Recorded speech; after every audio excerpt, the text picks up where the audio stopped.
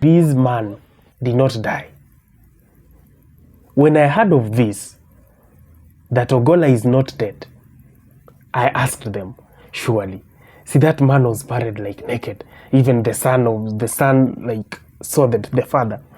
But again, these guys just reminded me that, you know what, even if Ogolla died, no one saw his corpses, like the real face and everything, because those people burned. And even the survivors, who has ever seen them on media trying to say whatever occurred, the black box on the plane, you know, it has never just come out clearly that this is the black box that was in this plane that Ogolla was using, and you know that was a military jet.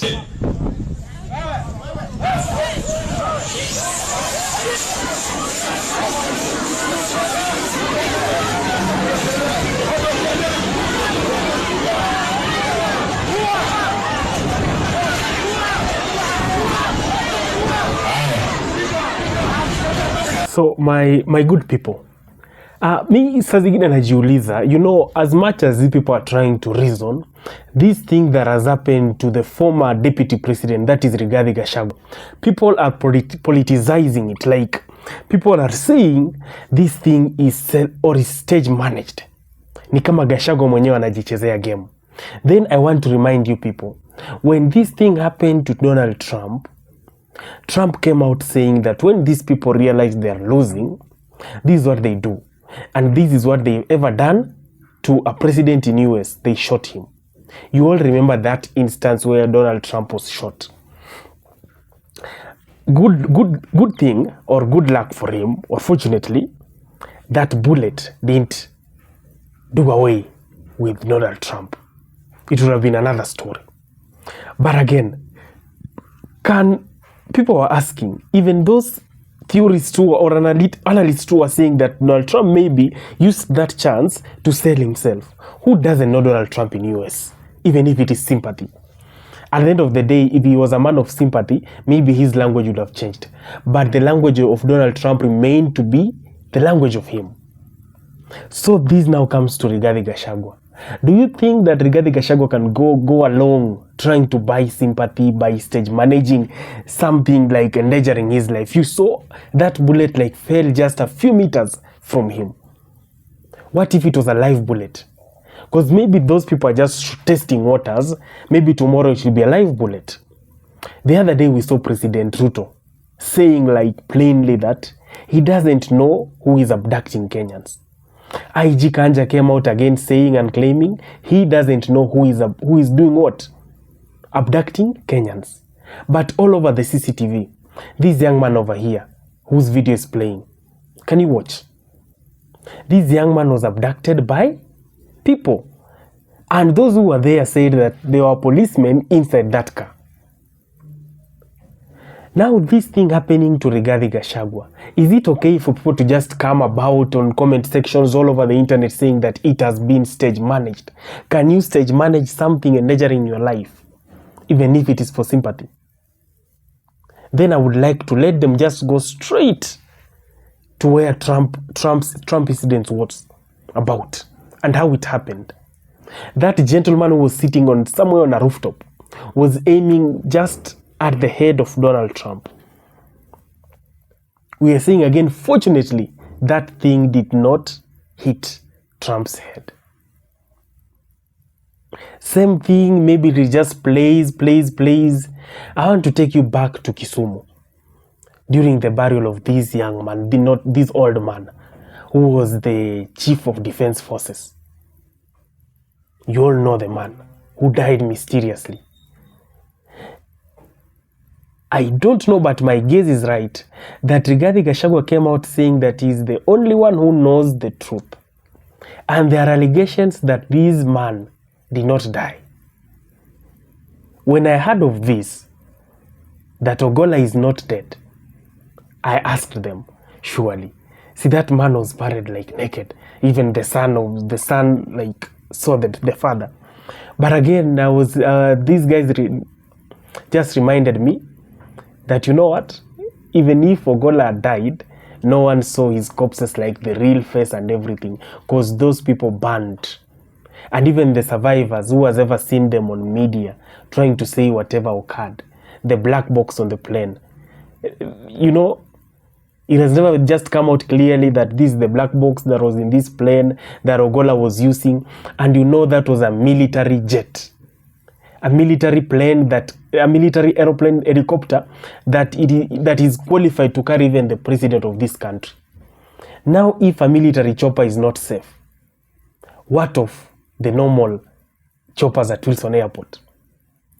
Sometime back, you saw Rigathi Gachagua boarding at JKIA, that is the Kenya Airways. People are like, why not the deputy president? Why should he not use the Air Force One? But again, this man, you don't know. Maybe he had already seen the moves of the people in government and those who are coming closer to him, not to give him food, but to injure him. So I'm very sure and I'm very certain that Gachagua is a man who sees far. Yesterday, you people saw him very well. He was in the media trying to dare Ruto that if you do not stop this, I shall expose the name of the person, the cousin who is in the government. I shall even go further to expose the building. And Kenyans were like, Gachagua, can you just expose these people? Tuende tuwasalimie kidogo. Wametuchosha. The Subaru boys are all over, doing nothing but trying to make us just like someone like me. I can no longer post anything on the media. Not like I'm saying someone like me, but me, I do post. That's why I'm posting this video here today.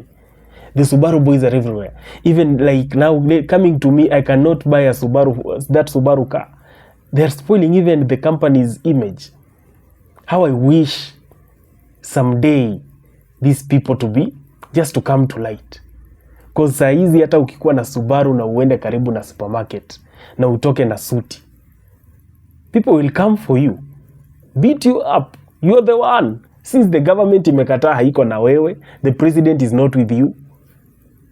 Though the other day mmesikia Kijiseti, he said clearly that we will stop abduction, meaning he knows something. And the Bible says, the evil, what is done in darkness shall come back in broad daylight. The other day Gachagua was lamenting that I know the person who has his hands on my impeachment is none other than the president. All this time the president was quiet. The impeachment thing was being carried out in darkness. Darkness so that Gachagua should not know that it is the president. But what happened the other day? You saw Gladys Boss Sholei yako pale anasema, president mimi ni mtu wako. Ukisema left.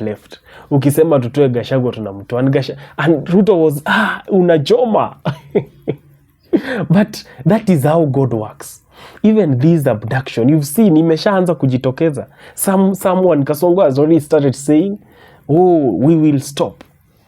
I'm telling you, in the coming days, these things that are being done in darkness shall be revealed in broad daylight. These people being abducted. Mark you, mmeona juzi jana. It is now becoming a local thing. MPs are starting to open their eyes and defend their own people. Mimi leo Shakwila nikishikwa. The other day muliona ni mtu wa Embu. Watu wanaendea MP, wewe ongea bwana. Huyu ni mtoto ni wa hii village. And you are the MP, you are quiet. You've seen Embu kumekuwa na riots. Leo ukishika mimi Shakwila, MP wa Shinyalu, atahamushwa kwenye hako wewe kijana wetu wameshikwa na umenyamaza tu. There will be riots in Shinyalu. Kesho watashika wa Mombasa. That's why Miguna is saying each and every Kenyan to wake up and start posting President Ruto's photos wakiwa kwa jeneza, because these people are not understanding that art is not a crime. When this president, Mr. President, was campaigning all over, akisema nini, akiomba kura, people were painting him. Gen Zs were drawing him on papers, on books, since they had that hope. They were not just drawing a leader on that paper, but they were drawing leadership. The people, the Gen Zs trying to put President Ruto in a casket using artificial intelligence, those are artists. It is not President Ruto in that casket. That is leadership. They're trying to tell him that your leadership is dead. But these people cannot recon such a simple message.